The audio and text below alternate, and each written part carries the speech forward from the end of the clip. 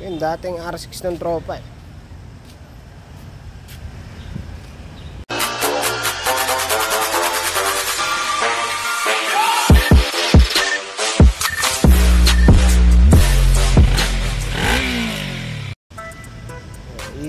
Issue na ito nung huling naging issue nung nagka-swap sila, nahugot yung bale gagamitin ng may-ari. Pag start niya tumukod na yung valve, nahugot yung buong tensioner, ang putik. Ang hirap paniwalaan paano nahugot yun. Hindi mo siya mahuhugot basta-basta eh. Wala, nahugot eh. Pinarebuild niya yung makina. Ang problema ngayon, wala daw sa tono, basta hindi makahataw eh. Hindi ko pa alam kung anong naging issue na ito. Pero ito napansin ko. Pag on mo, ay mag-start. Tapos ito,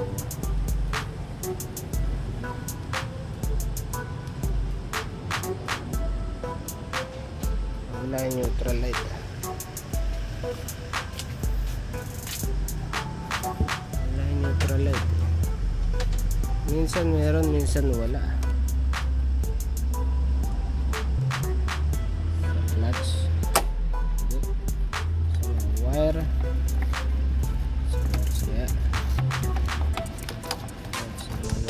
Wala. Kanina biglang merong neutral light, tapos bigla rin nawala.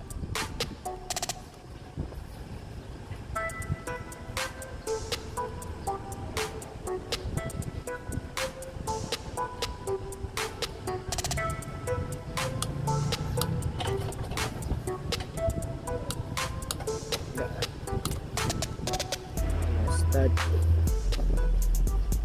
wiring issue. Start eh.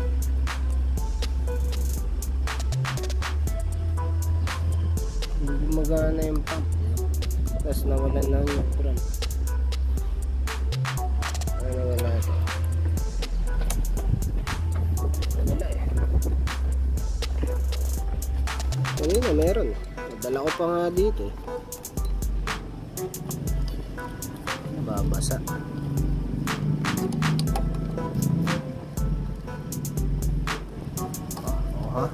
Wala. Ang ganap.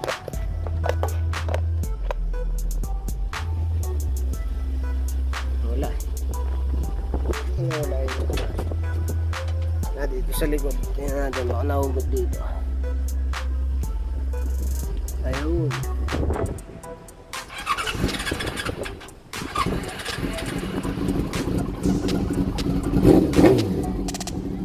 Okay naman eh. Kaya lang ito nga eh.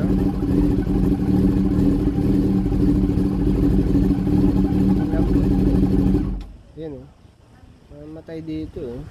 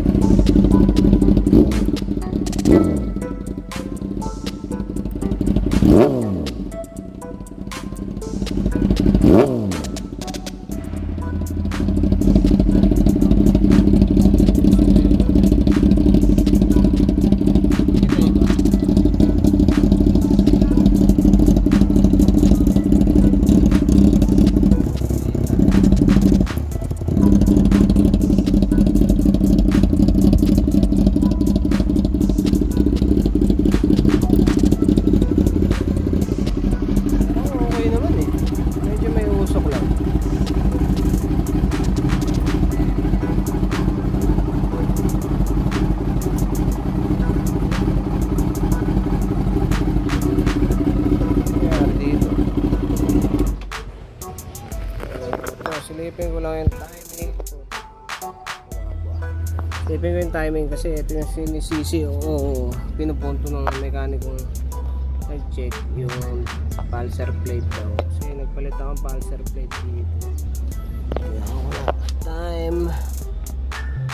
Siyempre Siyempre hindi nila alam to dahil ano ko to, magic ko to. Ano ba yung timing marks ko? Ayun, meron akong timing marks eh. Set ko lang sa timing mark ko. Check ko sa ibabaw. Ito yung sinasabi ng mekaniko na ano eh, dahil daw dito kaya hindi makahataw kasi nabibitin daw sa ano eh, sobra yata, nabibitin daw sa pag-fit niya sa gear. Timing marks. Aha, kita ba? So then, ayun, nakaset naman eh. Ayan, nakaset naman yung timing marks, no? Exhaust intake, pumasok din naman. Ba't hindi makakita dito? Ayun. Tama naman, nakaset na timing eh.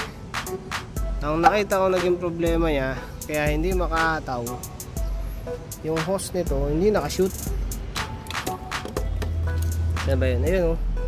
Ayan, yung hose na yan. Pag di mo na-shoot dun sa dun, yan, mamumugak yan eh. Pag di mo na-shoot yan. Yun lang yung nakita kong problema eh. Tapos all goods naman eh. Ito, isara ko lang ulit tapos paanda rin ko.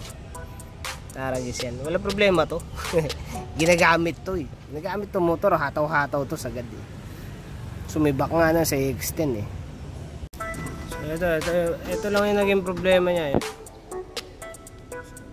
Hirap nang makita tuloy. Dito ko ba makikita? Makikita na. Yan yung hose na yan. Nakalimutan lang i-shoot eh. Yan, medyo mahirap lang talaga i-shoot yan. Kasi nga alam, buksan mo tong gilid, dito mo access eh. Ilaw pa pala ako ah. Yan, goodies na ulit. Putik.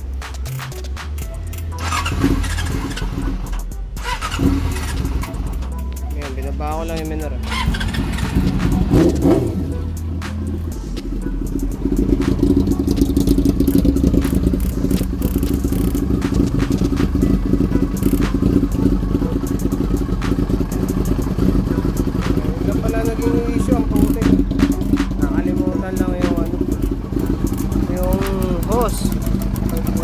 Dun sa loob.